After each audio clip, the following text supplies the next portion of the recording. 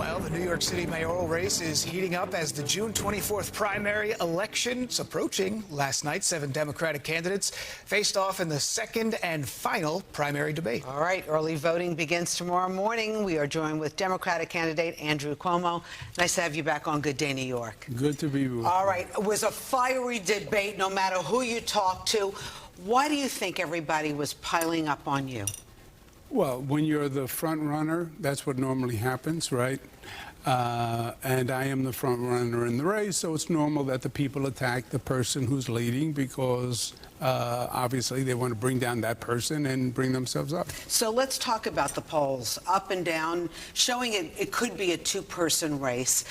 Why do you think Zoran Mamdani is resonating with people in this city?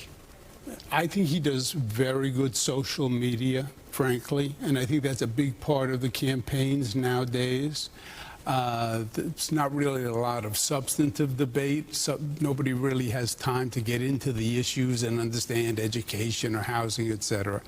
And he is very good on that social media, TikTok world, and has attracted a young generation of people who get their information from that medium. But they want freebies and they want to live here, right? They want to live here. It's very expensive to live in New York City, no matter who you are. Well, yeah, his campaign is simple because he basically says, I'll give you everything free. And then don't worry, we'll tax the rich people and you're not a rich person. Is that possible? So don't worry. No, but it's not. Why is that not possible? It's not possible because, first, it sounds good, right? I want everything free and tax somebody else.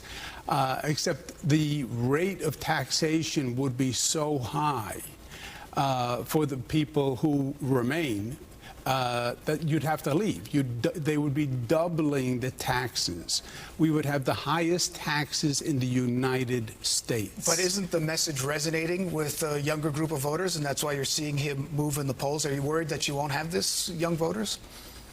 He will have people who say, I want everything free and tax the rich and don't look at the numbers and don't understand the consequences. Yes, but there aren't that many people, many New Yorkers, you know. When it sounds too good to be true, New Yorkers have a gut instinct. It normally is too good to be true. You're going to double taxes on people. Why would they stay here? I'll move to New Jersey, I'll move to Connecticut, I'll move to Florida, which, by the way, they are already doing. We've lost 500,000 people since COVID. This city is in crisis. People are leaving. Housing is too expensive. I'm afraid to go into the subways. So much crime is back. Mentally ill, homeless on the streets. You know, so much of your campaign is about your experience, obviously, as governor. Why should the people of New York trust you again after the scandals and the resignation? Yeah, because it's a very simple question, I think, for voters this year. Who can manage the city, right? What has happened to New York City? We've had 2 past mayors, with all due respect, who didn't know how to manage the city. You have to go back to 12 years to Mayor Bloomberg before you had a mayor who really knew how to manage. And thankfully, he endorsed me. This is a management job. You have to be able to get things done. I have a plan, I have a plan, I have a plan. Everybody has a plan. The question is, can you get it done? And they know I get things done. I ran the state of New York. It's twice the budget of New York City. I built LaGuardia Airport, Kosciuszko Bridge. I can get things done, and what New Yorkers want is to get things done. And what New Yorkers want, someone who understands their problems. Help me with the cost of housing. Help me with my minimum wage. Help me with my taxes, and keep me safe on the street. You're campaigning as a crisis-tested executive, been through COVID, obviously, but some people have criticized your leadership during COVID, specifically when it comes to the nursing home crisis. How do you answer that question? Well, first of all, New Yorkers are going to criticize whatever you do. On nursing homes, it became a political football 4 years ago. We now have had a number of reports that have gone all through it, and it has been proven to have been politicized. The Department of Justice Inspector General said they played politics with the issue. And then when you look at it at the end of the day and they have all the final numbers, New York is number 38 in what's called the rate of death for every 1,000 people in a nursing home. New York is number 38 out of 50 states, which means only 12 states had a lower rate of death, which is really incredible when you think about it. We had it first, we had it worst, we didn't know what it was, and it's a tribute to the women and men who worked in our healthcare system and kept it down that low, that only 12 states had a lower rate of death and they had more time to get ready. We were hit by surprise.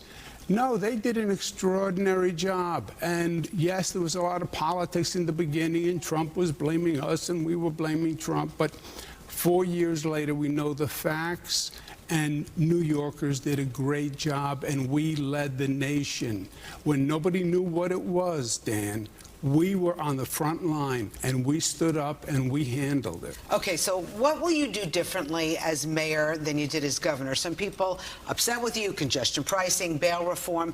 You've come on this show a few years ago and basically said, you know, I signed congestion pricing in 2019. I wouldn't do it in 2023.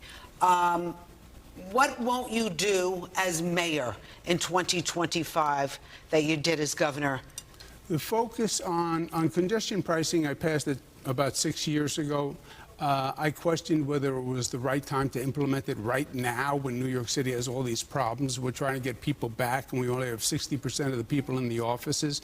Do you want to give them another obstacle and say, and by the way, now you have to pay a higher toll, and are they going to use that to say, forget it, I'll just stay home and do remote work? And I said we should study it first. But job one here is going to be manage the city, make it work, build affordable housing, increase the supply of affordable housing so the rents come down. Get that city hall to actually function. Get that city council to actually approve something. Make the city work. Hire 5,000 cops. Let people be safe. Get the mentally ill homeless off the streets. Who are you helping? Leaving mentally ill homeless people on the streets. Get them the help they need. Mr. Cuomo, so many issues that we didn't get to talk to. But we have a fruit bowl. But we have a fruit bowl. We have our bowl that we ask all the candidates who sit in the same seat where you are a little bit different, a little bit of a way to get to know you. Maybe that's outside of the policy that we're discussing. There are no wrong answers. There are no wrong answers? Well, maybe. Just don't choose. We'll find out today. What's the best Just grab color? one. I don't know what the best color. Oh, Yeah, they didn't tell me anything. Do you really like Rosanna? Oh, very funny. Let me read that. If you were a famous performer, what would your stage name be? Wow. Be careful. If I were a This will be famous on the cover of the New performer. York Post tomorrow. Too good to be true. Really? Too good to be true.